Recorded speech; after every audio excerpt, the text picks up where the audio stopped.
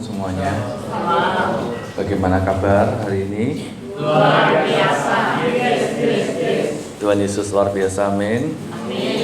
Kita dalam bulan ini kita akan banyak bicara tentang bertumbuh di dalam Kristus. Ya, kenapa? Karena pertumbuhan kita itu khususnya dalam iman kita itu penting supaya Anda bisa menghasilkan buah. Karena sebuah tanaman atau sebuah biji kalau dia nggak tumbuh, dia tidak akan menghasilkan buah. Kenapa banyak orang Kristen tidak bisa menghasilkan buah? Karena imannya tidak bertumbuh. Ya, jadi minggu yang lalu saya ajak setiap kita supaya setiap kita dapat meluangkan waktu minimal berapa? 1 jam. Sudah dilakukan? Sudah dilakukan? Yang amin sedikit. Siapa yang sudah lakukan? Coba angkat tangannya. 1, 2, 3. Puji Tuhan. Yang belum? Ayo. Amin. Ya, ini bukan untuk kebaikan pendetanya, kebaikan Anda sendiri. Amin. Yuk, ngomong sama kanan kirimu, ayo kita luangkan minimal 1 jam bersama dengan Tuhan Yesus Kristus. Amin. Ya. Kenapa? Karena untuk menjadi atau lahir sebagai orang Kristen dibutuhkan iman. Ini akan terus saya sampaikan supaya Anda dan saya ingat terus. Ya. Untuk menjadi atau lahir sebagai orang Kristen dibutuhkan iman bahwa Yesus adalah Tuhan dan Kristus dalam hidupmu. Jadi waktu Anda mengaku, saya percaya Yesus adalah Tuhan dan Juru Selamat dalam hidupku, Anda jadi Kristen. Tetapi untuk hidup sebagai seorang Kristen perlu iman yang bertumbuh. Jadi Anda bukan hanya jadi orang Kristen, tapi Anda mesti hidup sebagai orang Kristen. Katakan sama-sama, untuk hidup aku perlu bertumbuh. Sekali lagi apa? Untuk hidup aku perlu bertumbuh. Supaya apa? Ini tujuannya. Supaya dapat menghasilkan buah yang matang sehingga dapat mempermuliakan Bapa di sorga. Jadi kalimatnya, untuk hidup aku perlu bertumbuh supaya dapat menghasilkan buah yang matang sehingga hidupku mempermuliakan Bapa di sorga. Sama-sama ikuti saya. Untuk hidup aku perlu bertumbuh supaya aku dapat menghasilkan buah yang matang sehingga hidupku dapat mempermuliakan Bapa di sorga. Sekarang ngomong sama kanan kirimu, ngomong gini, untuk hidup kamu perlu bertumbuh. Yuk, cari teman yuk. Yuk, sama-sama 1, 2, 3. Untuk hidup kamu perlu bertumbuh supaya kamu menghasilkan buah yang matang sehingga kamu hidupmu mempermuliakan Bapa di sorga. Amin. Ya, saya rindu ini mesti terus. Ya, supaya Anda tuh ingat. Kalau tidak ingat repot nanti. Ya, bagaimana kita bisa mempermuliakan Bapa di sorga? Caranya bagaimana? Hasilkan buah yang matang. Tapi untuk menghasilkan buah yang matang harus mau bertumbuh. Ada enggak? Kalau Anda nanam pohon buah mangga, Anda tanam tanpa bertumbuh langsung keluar buahnya, telur gitu, ada enggak? Nggak ada. Mesti harus bertumbuh dulu. Keluar yang namanya batang-batang kecil, ya. Keluar nanti tumbuh, menghasilkan batang, ranting, daun mulai muncul buah. Itu proses. Makanya kita mesti sadar dan ingat baik-baik. Ya, untuk hidup kita perlu apa? Bertumbuh. Supaya apa? Menghasilkan buah yang matang, sehingga dapat mempermuliakan Bapa di surga. Nah, dalam Yohanes 15 ayat 1 dikatakan, "Akulah pokok anggur yang benar dan Bapakulah penguasanya." Jadi saya katakan di sini gini, pokok anggur yang benar di sini mengandung arti tidak ada kepalsuan, tidak ada kepura-puraan. Jadi Anda ini bukan orang Kristen aspal. Ya, ngomong sama temenmu, kamu bukan orang Kristen aspal. Anda tahu aspal itu apa? Hah? Aspal itu apa? Oh, pintar. Kita bukan orang Kristen aspal. Kelihatannya asli tapi palsu. Karena seringkali banyak orang Kristen tuh aspal, asli tapi palsu. Lah, dikatakan pokok anggur yang benar itu bukan yang palsu, benar-benar pokok anggur yang unggul, yang sejati, tidak ada kepura-puraan. Saya rindu setiap kita ini, kenapa Anda disuruh luangkan waktumu untuk Tuhan minimal 1 jam, supaya tidak ada kepalsuan dalam dirimu. Jadi kamu itu jadi orang Kristen, itu kalau rohani ya benar rohani, jangan rohana. Seringkali kenapa banyak orang Kristen munafik?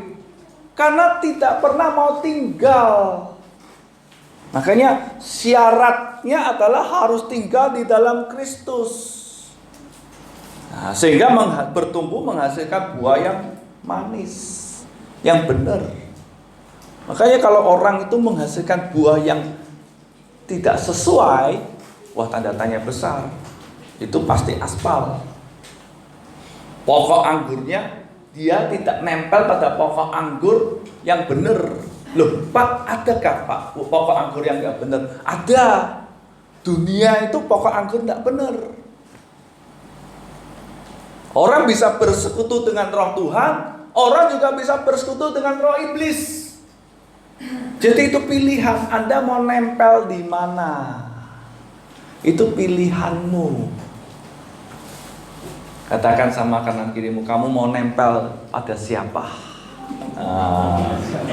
Nempel sama Yesus atau nempel sama dunia? Ya, jadi kita ini mesti sadar, tahu bahwa pokok anggur Yesus itu pokok anggur yang benar.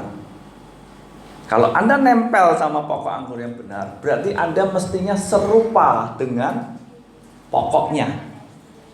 Ya, kalau dulu zaman sekolah minggu, Yesus pokok dan kita caranya, tinggallah di dalam Dia, oh tinggallah di dalam Dia, oh tinggallah di dalam Dia, pastikan berbuah.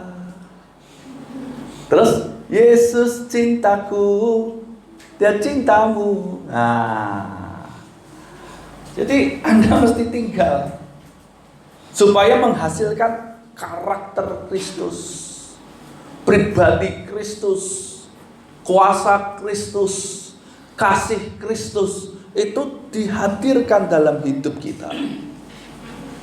Saya tadi pagi waktu lagi buka WA, saya ada grupnya khusus untuk hamba-hamba Tuhan GPT. Ketua MPP GPT hari itu ngirim sebuah artikel bagus. Suatu ketika ada orang bawa namanya cangkir dengan ada kopinya, tanpa sengaja kesenggol tangannya, tertumpah. Ditanya, siapa yang salah? Orang pasti ngomong gini, ya yang nabrak. Tapi artikel itu bilang begini, yang salah adalah kopinya. Loh kok bisa? Iya. Hidup kita begitu. Apa yang kamu isi dalam hidup ini? Kalau kamu isi kemarahan, kamu isi sakit hati, kamu isi kekecewaan, kamu isi kejahatan, ketika nanti disenggol orang atau mungkin masalah mungkin menyinggol hidupmu, itulah yang tertumpah dalam hidupmu. Jadi kalau kamu marah, suka isinya kemarahan, ketika nanti kesenggol, keluarnya apa? Kebaikan? Kesabaran? Enggak. Keluarnya kemarahan. Kenapa? Karena kamu isi itu. Makanya kenapa Anda mesti luangkan waktumu minimal ya, bukan maksimal ya, minimal 1 jam. Supaya kamu mengisi dirimu dengan kebaikan Tuhan, kasih Tuhan, kuasa Tuhan. Sehingga ketika kesenggol masalah, kesenggol sesamamu, kesenggol apapun itu, tertumpahlah kuasa Tuhan, tertumpahlah kasih Tuhan, tertumpahlah kebaikan Tuhan. Sehingga kamu berkata begini, Tuhan terima kasih, Engkau baik, aku ampuni orang itu. Kenapa? Karena di dalammu terisi hal-hal yang baik. Ya. Nah, ketika Anda tinggal di dalam Kristus, apa yang terjadi? Ada pemeliharaan dan perlindungan. Ada pemeliharaan dan perlindungan. Dikatakan begini, setiap ranting padaku yang tidak berbuah, dipotongnya. Setiap ranting yang berbuah, dibersihkannya supaya ia lebih banyak berbuah. Waktu saya selidiki, kenapa Tuhan berkata gini, kok yang gak berbuah dipotong? Ternyata gini, pohon anggur itu kan dia merambat. Dia ada merambat gini ya, jadi ke atas gitu, merambat. Biasanya dibikin kayak tangga-tangga begitu. Nah ternyata begini, ranting itu seringkali ranting itu harusnya merambatnya begini. Dia merambatnya ke bawah. Jadi dia merambat ke bawah, nempel ke tanah. Nah kalau ranting itu nempel ke tanah, maka tidak akan menghasilkan buah. Nah hidup kita juga sama. Rantingmu itu, yang waktu kamu berkata Yesus pokok, kamu di dalam pokok, rantingmu tuh ke arahnya mana? Seringkali kenapa orang tidak bisa berbuah? Karena rantingnya itu ke bawah, nempel sama tanah.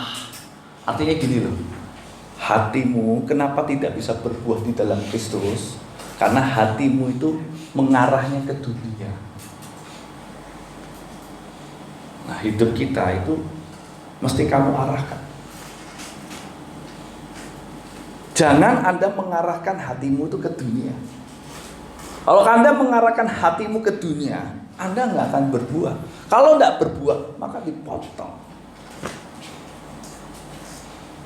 Makanya ini yang dituntut oleh Allah, menghasilkan buah. Ya, kita sebagai umatnya dituntut harus menghasilkan buah. Kenapa? Karena pokoknya benar. Yang kedua, pengusahanya seorang yang ahli. Loh Pak, kok dia bisa mengarah ke bawah? Jadi ternyata begini, kalau seorang petani anggur yang baik, itu ketika dia melihat satu ranting itu mulai mengarah ke bawah, dia akan angkat, dia akan arahkan ke atas kembali.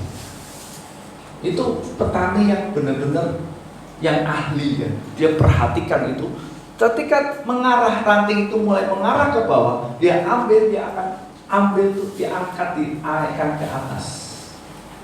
Nah sekarang kalau rantingnya nakal gimana? Itu pilihan.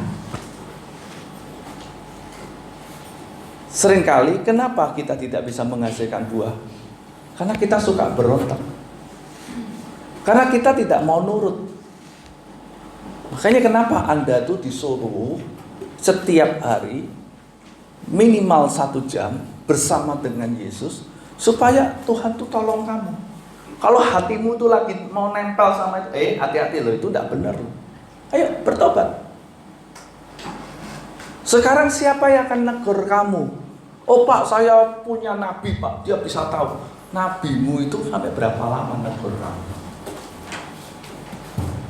Yang paling baik itu siapa? Tuhan ketika negur kamu. Nah, bagaimana Tuhan bisa negor kamu kalau kita sendiri pun tidak pernah mau meluangkan waktu kita bersama dengan Tuhan? Bagaimana Anda bisa mengalami pemeliharaan, perlindungan? Dikatakan setiap ranting yang berbuah dibersihkannya supaya ia lebih banyak berbuah. Jadi dibersihin, jadi dipelihara di situ, dirawat, dilindungi. Bagaimana Anda bisa mengalami perlindungan, perawatan dari Tuhan kalau Anda dan saya tidak berada di dalam pokok anggur yang benar? Seringkali kita menyalahkan Tuhan. Tuhan, kenapa hidupku begini? Kenapa tidak ada pemeliharaan? Kenapa tidak ada perlindungan? Coba tanyakan ke dirimu. Kamu hatinya nempel ke siapa? Pernah nggak kamu mau dengar suara Tuhan? Ketika Tuhan ketok, tak, bukai hatimu, aku mau masuk. Anda berkata, aku nggak mau, ngapain? Capek. Nah, sekarang kita mau belajar di sini. Luangkan waktumu untuk Tuhan, minimal 1 jam untuk bersama-sama dengan Tuhan. Alami. Izinkan Tuhan masuk dalam hidupmu untuk berbicara. Kok banyak yang kotor ya? Biar saya bersihkan ya. Di situ Tuhan nanti berbicara. Enggak boleh loh. Kamu tuh sakit hati begini, enggak boleh. Kamu mesti bertobat. Ampuni supaya aku ngampuni kamu. Enggak ada batu Tuhan, enggak bisa Tuhan.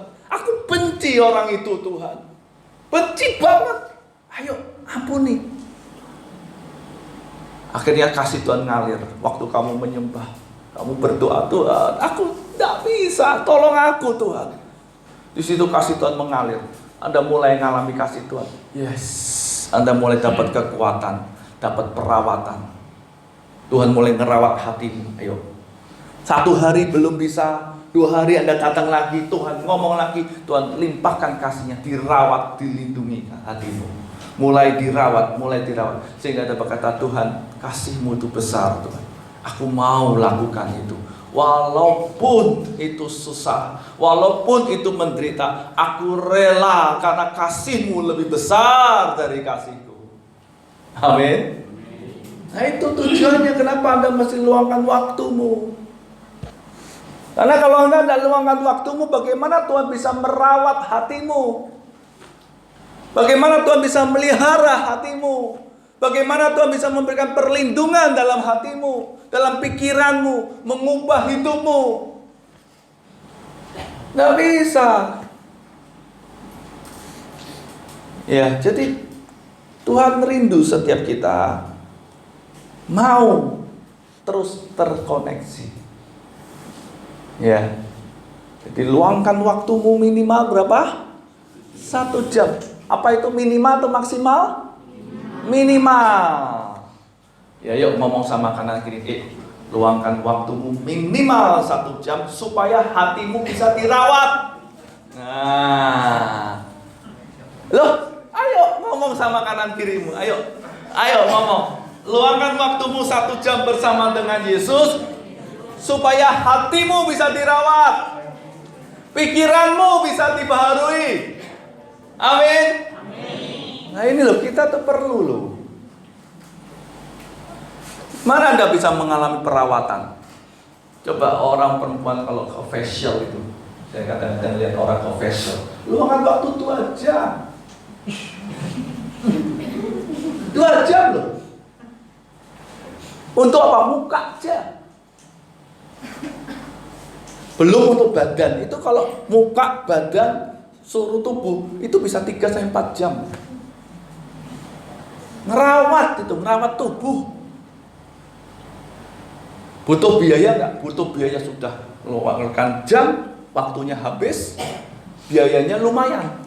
Kadang-kadang ada yang perawatan sampai 500.000, 1 juta. Mereka rela lakukan itu supaya tubuhnya jadi indah. Nah sekarang Anda disuruh luangkan waktu untuk Tuhan minimal 1 jam, suruh bayar nggak? Enggak. Kalau suruh bayar enak sini, ke gereja dulu bayar. Nanti 1 jam, itu mantap ya toh? Anda nggak disuruh bayar. Anda suruh bayarnya cuma bayar apa? Bayar waktu saja. Mau lakukan? Amin. Ya. Ini memiliki arti begini loh. Hidup kita sebagai umat Tuhan harus memiliki iman percaya yang benar, yaitu iman plus tindakan percaya. Loh, apa buktinya tuh kamu percaya? Waktu kamu mau ambil Alkitabmu, waktu kamu mau baca, itu tanda kamu percaya. Waktu kamu mau renungkan,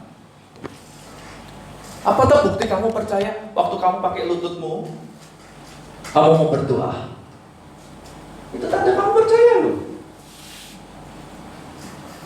Untuk hal yang kecil saja kamu nggak sanggup lakukan. Anda mau lakukan hal yang besar. Tuhan, aku mau jangkau jiwa-jiwa untuk kemuliaan namamu. Tuhan ngomong gini, bohong.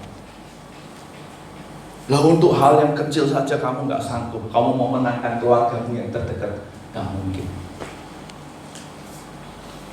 Saya pastikan tidak bisa. Kenapa? Ya yang paling minimal, yang paling mudah, tidak perlu keluarkan biaya, tidak perlu keluarkan duit, cuma waktu. Anda nggak sanggup. Bagaimana Anda mau menyelamatkan keluargamu? Makanya ini loh, Yakobus 2:17, demikian juga halnya dengan iman. Jika iman itu tidak disertai perbuatan, maka iman itu pada hakikatnya adalah mati. Tuhan tuh cuma minta begini loh, waktu, hati. Hati ngapa? Renung. Tuhan tolong saya mau berubah. Saya tahu saya jahat. Aku perlu diubah. Itu toh. Supaya Tuhan tuh bisa berikan kemurahan. Makanya dalam Roma dikatakan, kepada siapa aku mau bermurah hati, kepada dia aku berikan. Nah, orang bisa mendapat kemurahan itu bagaimana? Coba kalau ada pengemis datang, ya, sama Pak Suparjo, begini, minta. Pak Suparjo jengkel, kamu ngasih itu, ditinggal, dapat duit tidak dikasih kemurahan. Tapi kalau datang, Pak, saya lapar Pak, 3 hari saya nggak makan Pak, tolong 10.000 aja, saya benar-benar lapar, saya 3 hari nggak makan, saya diusir dari rumah. Kemurahan, minta belas kasihan, maka dia akan memberikan kemurahan. Seringkali banyak orang Kristen sombong sama Tuhan. Tuhan, kalau kamu nggak tolong saya tidak mau lagi ke gereja. Tuhan, kalau kamu nggak tolong saya, jangan harap saya buka Alkitab. Tuhan, kalau kamu nggak tolong saya, jangan harap saya berdoa. Kita sombong. Nanti kalau Tuhan benar-benar nggak mau tolong, nangis, Tuhan, kenapa kamu nggak tolong saya? Loh, katanya kamu nggak mau ditolong. Coba, orang kalau mau mendapatkan air terjun limpah, itu mesti di bawah atau mesti di atas? Di bawah. Bicara apa itu? Merendahkan dirimu di hadapan Tuhan. Kalau hal yang paling simpel, yang Anda nggak perlu keluar biaya, Anda nggak perlu keluarkan berbagai macam aksesorismu, Anda nggak perlu korbankan hartamu, Anda cuma perlu gunakan lututmu, Anda perlu berteriak sama gunakan mulutmu, gunakan hatimu, gunakan matamu. Anda nggak sanggup, yang dimana notabene itu semua tidak perlu keluar dari, cukup di ranjangmu, Anda langsung duduk, berdiri, apa Anda berlutut, Anda mulai nangis sama Tuhan, itu kan tidak butuh tenaga. Tapi Anda nggak sanggup. Yang paling simple Anda nggak sanggup. Jangan harap Anda mengharapkan yang lebih besar. Halo? Ya, jadi iman itu perlu tindakan. Tindakanmu apa? Yang paling simpel dulu lah. Nggak usah yang susah-susah lah. Kadang-kadang orang mikirnya, jangkau jiwa itu susah. Enggak. Coba hidupmu itu mulai belajar untuk bayar harga. Ratapi dirimu ini, supaya Tuhan itu ubah. Anda dan saya yang sombong, yang jahat, yang sok pinter, yang hatinya tuh penuh dengan kebimbangan, yang sensitif, yang gampang sakit hati, nangis, Tuhan, ini loh hatiku kok jahat, suka berbuat dosa, nangis, ratapi, supaya Tuhan tuh mengubah. Yang kalau untuk hal yang rohani Anda nggak bisa serius. Kok saya lebih mengutamakan dunia ya, tentu saya lebih utamakan harta, saya lebih utamakan uang daripada Engkau ya Tuhan. Nangis, Tuhan, aku kok jahat ya sama kamu Tuhan. Padahal Engkau sudah mati buat aku, tapi aku kok jahat. Nangis. Saya tahu itu butuh yang namanya anugerah. Kadang-kadang kita ini seperti melihat tapi tidak melihat, dengar tapi tidak dengar, tahu tapi tidak mau melakukan. Kenapa? Karena ada selubung.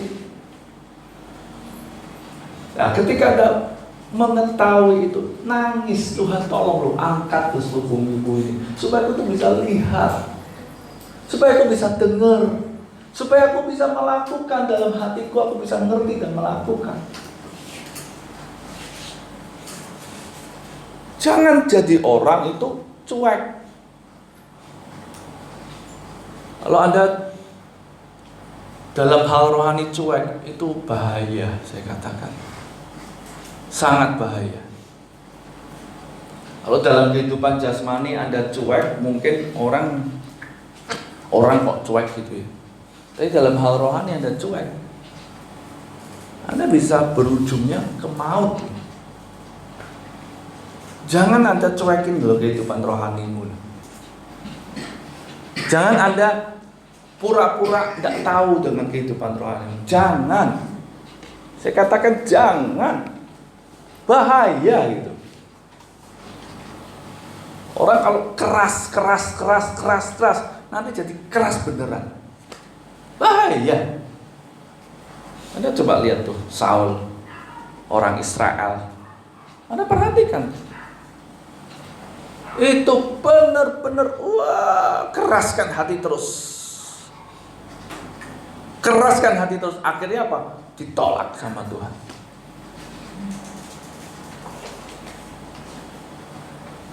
Hidup kita tuh sama loh. Ranting itu juga sama. Itu kalau ngarah ke bawah terus lama-lama potong.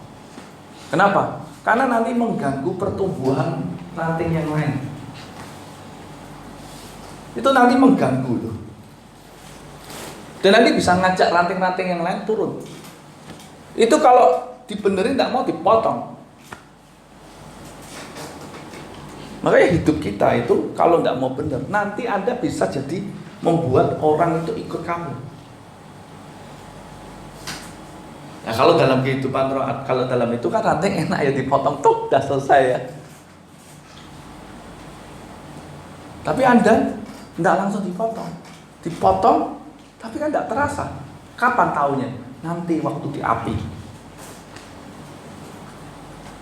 Itu yang repot. Makanya hidupmu itu mesti belajar untuk terus mengarah kepada Yesus. Mau diarahkan gitu. Lembutkan hatimu itu. Lah orang tuh bisa lembut hatinya mesti nangis. Makanya dalam Matius 5 itu, berbahagialah orang yang miskin, berduka cita, terus lembut hatinya. Mesti kamu sadar dulu, aku butuh Tuhan. Aku ini karakternya nggak bagus. Nangis. Habis nangis, nanti dilembutkan sama Tuhan.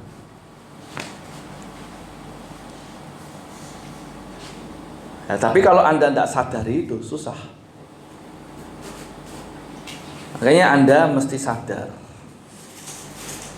Amin. Yuk cari 5 orang, katakan, ayo sadar kamu itu miskin di hadapan Tuhan.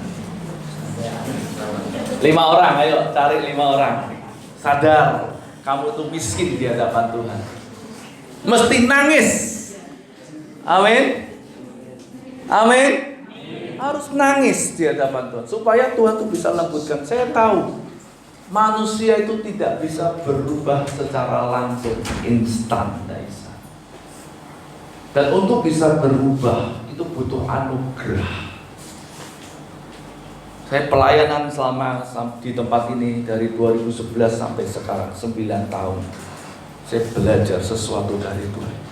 Kita tidak pernah bisa memaksakan hal rohani kepada siapapun, termasuk pada istrimu, suamimu, anak-anakmu. Kenapa? Kalau orang itu nggak butuh, nggak bisa.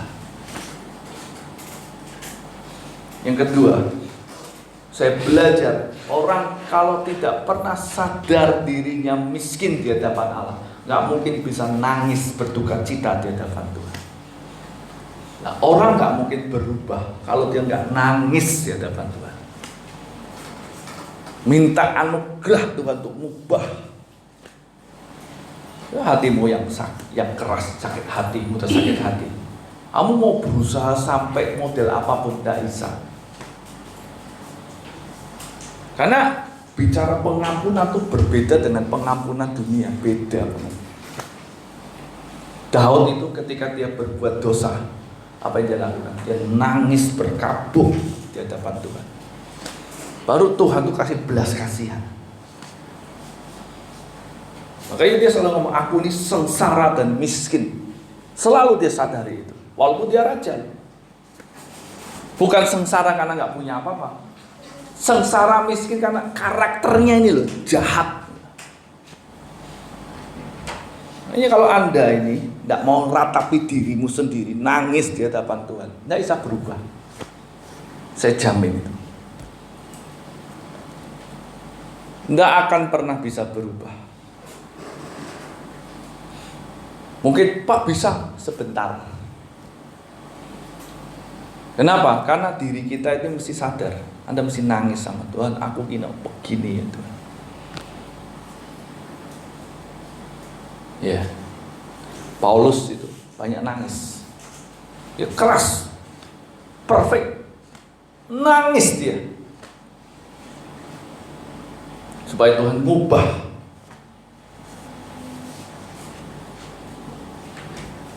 Ya, makanya kenapa Anda mesti luangkan waktumu bersama dengan Yesus. Minimal aja 1 jam. Anda mulai baca firman, berdoa, luangkan supaya Anda itu bisa punya kesadaran itu. Sulbung itu bisa diambil. Mata ini bisa melihat dengan benar. Telinga ini bisa mendengar dengan benar. Hati ini bisa menangkap dengan benar. Sehingga Anda itu punya satu pandangan tuh diubah. Walaupun mungkin 1 jam gak cukup sebenarnya. Tapi paling enggak Anda ngalami itu di situ. Ya. Yang kedua, orang yang tinggal di dalam Kristus, dia akan menerima kekuatan dan kesegaran setiap hari. Tinggallah di dalam aku dan aku di dalam kamu, sama seperti ranting tidak dapat berbuah dari dirinya sendiri kalau ia tidak tinggal pada pokok anggur, demikian juga kamu tidak berbuah jikalau kamu tidak tinggal di dalam aku. Jadi ranting itu harus tinggal pada pokok anggur, karena ranting ini diberi makan oleh pokok tersebut, sehingga selalu mendapatkan kekuatan yang baru. Jadi begini loh, kalau kamu nggak tinggal sama pokok anggur yang benar, tidak tinggal sama Kristus, kamu tinggalnya sama yang lain. Itu tadi seperti gambaran, saya tadi kasih gambar. Cangkir kamu isi apa gitu. Kamu diberi makan oleh siapa? Nah, kekuatanmu di situ. Kalau kamu nempel sama duit, kamu diberi makan sama duit, kekuatanmu di duit. Hatimu gembira kalau ada duit. Hatimu sedih kalau nggak ada duit. Karena kamu nempelnya di situ. Kamu nempelnya misalnya sama suamimu. Selama suamimu baik-baik, setia sama kamu, kamu bahagia-bahagia terus. Kamu happy-happy terus. Kamu bisa berkata, haleluya, puji Tuhan, puji Tuhan. Ketika suamimu mulai selingkuh, kamu langsung ini meratapi, ngapa Tuhan, aku mati aja. Kenapa? Hatinya nempel di situ. Kalau hatinya nempel sama anaknya, selama anak itu baik, berbakti, ya kamu bisa puji Tuhan, puji Tuhan. Suatu ketika anak itu kurang ajar, mulai murtad, mulai tidak anggap kamu mulai merasa hidupmu seperti hilang segala-galanya. Harapanmu hilang. Kenapa? Karena kamu nempelnya di situ. Makanya Tuhan itu maunya Anda tuh nempelnya sama pokok anggur yang benar. Siapa? Yesus. Jangan Anda tempelkan hatimu tuh kepada dunia ini. Dunia itu ya termasuk anakmu, istrimu, suamimu, orang tuamu. Siapa lagi? Hartamu, duitmu, jabatanmu. Jangan. Karena itu suatu ketika bisa hilang, lenyap. Itu suatu ketika apa yang kamu anggap baik belum tentu jadi baik terus. Manusia itu bisa berubah. Tuhan maunya gini loh, nempel sama pokok anggur yang benar, yang nggak bisa berubah. Nah, kalau kamu nempel sama pokok anggur yang benar, maka kamu akan dapat kekuatan yang baru, kesegaran setiap hari. Jadi saya gambarkan begini loh, kalau Anda luangkan waktumu bersama dengan Yesus, minimal ada 1 jam. Anda sedang gini loh, sedang nempel, Anda sedang diberi makan. Anda diberi kesegaran. Makanya kenapa Anda mesti nempel? Berdoa. Anda tahu berdoa apalagi kayak berdoa berbahasa roh. Anda tahu nggak? Ketika Anda berbahasa roh, Anda sedang sabat. Sabat apa? Sabat pikiran. Orang berbahasa roh pakai apa? Roh. Pikiran pakai enggak? Enggak. Menyuruh pikirannya berhenti. Berhenti kau. Anda berbahasa roh. Itu makanya kenapa? Dapat kekuatan baru, kesegaran baru. Waktu Anda nyanyi, Tuhan, Engkau baik. Kita nyanyi, Yesus Engkau Juru Selamatku. Anda sedang berkata kepada apa? Jiwamu, berhenti ngomong pikiran negatif. Berhenti mikirkan masalah. Sabar. Makanya di situ Anda dapat kekuatan baru. Waktu Anda baca Alkitab, Anda sedang apa? Sedang sabatkan pikiranmu dari masalah. Berhenti untuk mikirkan masalah. Anda baca Alkitab, di situ Anda dapat perkataan, carilah kerajaan Allah dan kebenarannya, maka semuanya akan ditambahkan kepadamu. Waduh, cari. Waduh, aku mesti cari. Semuanya ditambahkan. Nah, tinggallah di dalam aku dan aku di dalam kamu, sama seperti ranting tidak dapat berbuah dari dirinya sendiri kalau ia tidak tinggal pada pokok anggur. Demikian juga kamu tidak berbuah jikalau kamu tidak tinggal di dalam aku. Mulai direnungkan, dipikirkan. Jadi berhenti dari pikiran-pikiran dunia. Nah, ketika Anda berhenti, Anda nempelkan dirimu kepada pokok, maka di sini Anda dapat kekuatan, makanan yang baru, kesegaran. Di situ Anda dapat yang namanya sukacita yang baru, sehingga Anda dapat menjalani hidupmu itu dengan yang baru, bukan yang basi. Kenapa orang itu lemah? Kenapa orang itu lelah? Kenapa orang itu tidak punya semangat? Karena tidak ada makanan, tidak makan. Saya tanya, kamu umur berapa? 20, masih seger ya? Masih. Kalau kamu tidak usah makan selama 3 hari, kira-kira bisa tidak? Oh, nggak bisa. Mungkin bisa, nggak mati, nggak mati ya. Cuma lemes, lelah, kering. Kenapa hidup kita bisa kering? Karena Anda nggak dapatkan makanan yang fresh. Kira-kira kalau kamu tak kasih makanan basi 2 hari yang lalu, 3 hari yang lalu, kamu makan nggak? Kenapa? Nggak enak. Seringkali kenapa Anda tidak dapat kekuatan baru, tidak dapat kesegaran baru? Basi. Makanan 3 hari yang lalu disuruh makan, wah bau, muntah, tidak makan. Makanya kenapa Anda lemes? Kenapa Anda nggak punya semangat? Kenapa Anda mulai kering? Karena Anda tidak menerima makanan dari pokok anggur yang baru, yang benar, yang tiap hari dikasihkan ke kita. Kita lebih memilih makanan basi. Mungkin kalau 1 hari masih oke lah, makanya masih oke makan. Wah masih enak nih Pak. Oke. Kalau udah 2-3 hari, apalagi kalau misalnya kita sambel kalau mentah, tomat mentah, cabai mentah, itu cuma hanya 3 jam, 4 jam sudah bau. Kalau diolah paling 2 hari, 3 hari sudah tidak bisa dimakan. Ayam goreng, ayam goreng digoreng makan, besoknya dibiarin masuk lemari. Mau ayam goreng 1 ekor paling enak Anda makan, terus habis tidak habis simpen masuk lemari, besoknya digoreng lagi Anda makan berturut-turut 1 minggu begitu mau? Enggak mau. Kenapa? Anda katakan itu kan makanan kemarin, tidak sehat. Kenapa kehidupan rohani kita nggak sehat? Karena kita makan makanan basi. Makanya ketika kehidupan rohani kita nggak sehat, mulai mulutnya nggak sehat. Orang kalau lagi lapar, pertama kali apa yang terjadi? Ngomel. Nah, dibikini sedikit. Kau ini apa sih kau saya? Wah, apa? Sensitif. Mudah jatuh ke dalam dosa.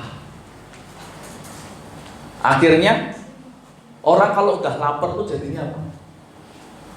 Ayo, jadinya apa? Emosi pasti. Ada lagi 1, penyakit. Anda tahu? Mau tahu enggak? Hah? Itu kan emosi. Ayo, mau tahu enggak? Kalau enggak mau tahu, saya enggak usah ngomong. Mau tahu enggak? Suka lupa. Ayo, berani? Kita coba yuk. Anda dibuat lapar 3 hari berturut-turut. Nanti orang ngomong apa itu nggak bisa nangkep, lupa. Betul nggak? Orang Kristen kalau dia tidak diberi makan sama Tuhan setiap hari, nanti bisa lupa janji Tuhan, lupa firman Tuhan, akhirnya berbuat dosa. Halo? Makanya banyak orang Kristen ketika dia lupa, sudah. Emang kau pikirin bagaimana dengan perasaanku? Kenapa? Lupa kebaikan Tuhan, lupa kasih Tuhan, lupa mujizat Tuhan. Mujizat yang 10, gara-gara cuma 1 masalah, 10-nya hilang, yang 1-nya diunggul-unggulkan. Kenapa? Lupa. Seringkali banyak orang Kristen lupa. Kenapa? Karena tidak menerima makanan yang sehat dari pokok anggurnya, gak mau nempel sama rantingnya. Hari ini saya mau katakan, nempel. Yuk katakan sama kanan kiri, kamu mesti nempel sama pokok anggur yang benar, supaya kamu bisa sehat, kuat, dan segar. Ayo, gak bisa ya? Ayo, cari dulu pasangannya, cari dulu. Nanti kita ngomong sama-sama. Ayo, cari dulu. Ya sudah. Ayo, kamu mesti nempel pada pokok anggur yang benar, supaya kamu mendapat makanan yang segar, yang memberi kamu kekuatan, memberikan kamu kesegaran setiap hari untuk menjalani hidup. Amin. Amin. Masih semangat toh, jangan dipaksa amin, amin, amin, gitu toh, semangat toh, ya, amin. Nah, gitu toh. Orang ngomong baik, kamu nggak aminkan rugi, kamu nggak dapet. Ada diberkati? Amin. Nah, gitu dong, ya. Jadi kita ini mesti nempel. Kalau Anda nggak nempel, Anda nggak memperoleh makan. Kalau Anda nggak memperoleh makan, Anda nggak punya kekuatan. Nah pertanyaannya begini, kalau kamu nempelnya itu sama, kalau kamu nempelnya bisa sama duit, dapat duit kan Anda semangat toh. Tapi kalau duitnya sudah ini, misalnya dapat hari ini 1 juta, kan setelah itu nggak dapat lagi. 1 hari 200, masih 800.000, masih oke. Haleluya. Wih, mantap. Besoknya lagi 2 hari kemudian 200.000. Berarti tinggal berapa? 600.000. Oh, masih nyanyi Tuhan Yesus baik. Tambah lagi 3 hari lagi sampai jing. Berarti tinggal berapa? Tinggal sampai. Sampai tahu ya? 300.000. Mulai nyanyinya beda. Aku berserah, aku berserah. Hari keempat keluar sampai, langsung nyanyinya beda. Nyanyinya beda, apa nyanyinya? Ngomel. Kamu gak tahu ya hidup itu susah ya? Ngomel terus. Apapun yang datang, kamu itu kemana ya? Cari semua kesalahan. Kenapa? Karena hatinya bergantung dengan duit. Ketika duitnya nggak ada, hatimu jadi marah. Hatimu penuh dengan kedengkian. Hatimu penuh dengan emosi, sensitif. Bahkan di masa yang paling enak kan berkata, masa kok keasinan begini? Tapi kalau masanya lagi duitnya kosong, masanya tak enak, terus ada sisipan amplop 300.000. Nggak enak pun, kamu kok hari ini manis banget, masanya enak. Nah, kenapa? Karena bergantung di situ. Nah hari ini saya mau katakan, bergantunglah kepada pokok anggur yang benar, supaya engkau mendapatkan kekuatan kesegaran setiap hari. Hatimu itu tidak diombang-ambing seperti orang bodoh. Kamu hatinya nggak dipermainkan sama iblis. Amin. Jangan hatimu mau dipermainkan sama iblis. Jangan, rugi Anda. Jadilah orang Kristen yang hatinya itu untuk Tuhan. Jangan mau hatimu dipermainkan sama iblis, diombang-ambing. Wah, kamu suka nempel sama duit. Nih, kasih duit. Besoknya habisin. Kantong bolong. Hatinya iblis, wah seneng aku. Marah terus. 2 hari lagi tak kasih duit lagi. Seneng ya. Imanmu iman duit. Hati-hati ya. Boleh Anda bekerja, boleh Anda cari duit yang banyak, boleh. Tapi jangan hatimu nempel sama itu. Anda boleh gak kaya? Boleh. Saya senang kalau jemaat di sini, semuanya kaya, saya senang. Tapi jangan hatimu nempel sama kekayaanmu. Kaya itu bonus. Jangan Anda nempel sama bonusnya. Nah, orang yang nempel sama begitu-begitu, itu dipermainkan sama iblis. Makanya hatinya sebentar marah, sebentar bahagia. Itu kan seperti sebuah permainan. Itu kan kalau main itu kan dipermainkan. On off, lama-lama mati rohaninya. Tapi kalau Anda nempel sama Tuhan, apa yang terjadi? On terus. Amin. Nah. Jadi ini berbicara tentang apa? Mengandalkan Tuhan secara penuh dalam kehidupan sehari-hari, seperti ranting yang harus mengandalkan pokok untuk dapat hidup. Ya, coba Anda baca ayat ini. 2, 3. Orang-orang muda menjadi lelah dan lesu, dan teruna-teruna jatuh tersandung. Tetapi orang-orang yang menanti-nantikan Tuhan, tidak semangat. Masa ayat bagus gak semangat? Ulang ya, yang semangat ya. Kelihatan pada toh? Kelihatan ya? Kalau tidak kelihatan silakan buka Yesaya 40 ayat 30 sampai 31. Ini ayat terakhir. Ayo, kita baca sama-sama dengan semangat ya. 2, 3. Orang-orang dan teruna-teruna jatuh tersandung. Tetapi orang-orang yang menanti-nantikan Tuhan mendapat kekuatan baru. Mereka seumpama raja wali yang naik terbang dengan kekuatan sayapnya. Mereka berlari dan tidak menjadi lesu. Mereka berjalan dan tidak menjadi lelah. Amin. Katakan sama dirimu, aku ini orang yang menantikan Tuhan. Aku dapat kekuatan baru. Amin. Amin.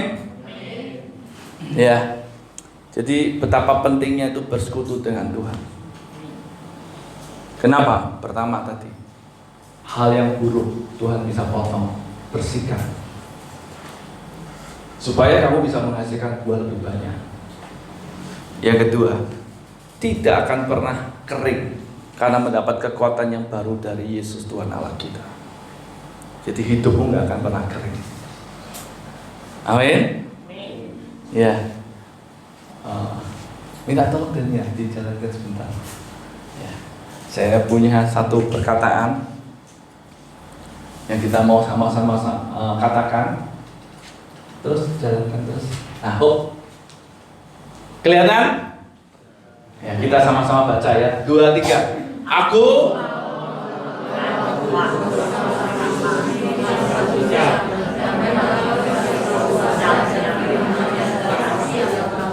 mau dah? Mau ngalami? Mau? Kalau mau katakan dengan lebih lantang lagi, lebih keras lagi. Yakinkan dalam dirimu bahwa kalau aku lakukan itu, aku akan ngalami kasih Tuhan.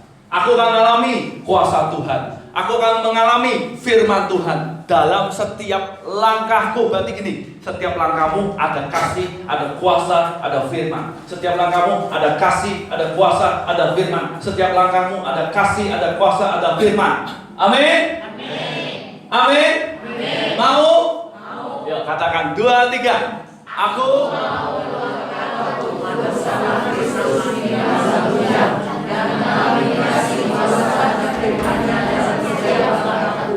Sekarang cari pasangan. Ya, mau ngomong sama pasanganmu.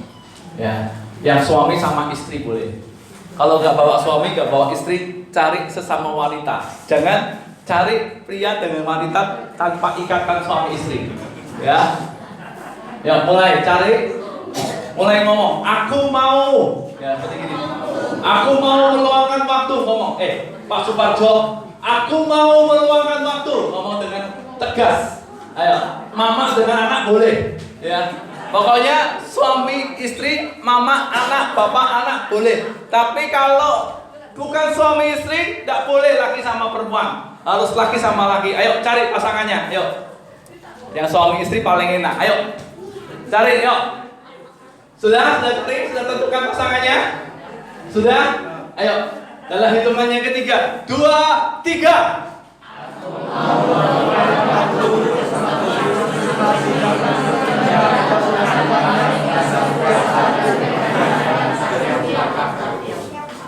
Panggil dulu dong namanya. Nanti saya kasih contoh. Pak Suparjo. Supaya saling kenal. Ayo cari pasangannya, panggil namanya dulu. Kalau misalnya saya sama Pak Alif, kalau sama Pak Sun, Pak Joksun. Ya. Jadi supaya Anda bisa saling kenal. Anda dengan jelas ngomongnya yang jelas ya. Tadi kalau yang ngomong tidak jelas ngomong, tidak jelas kamu ngomong apa gitu ya. Nah, ayo 2, 3.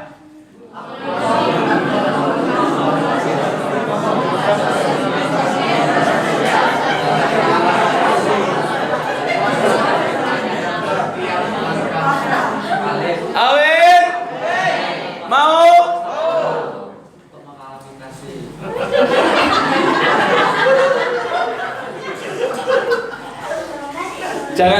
Jangan ngomongnya jangan ini loh ya.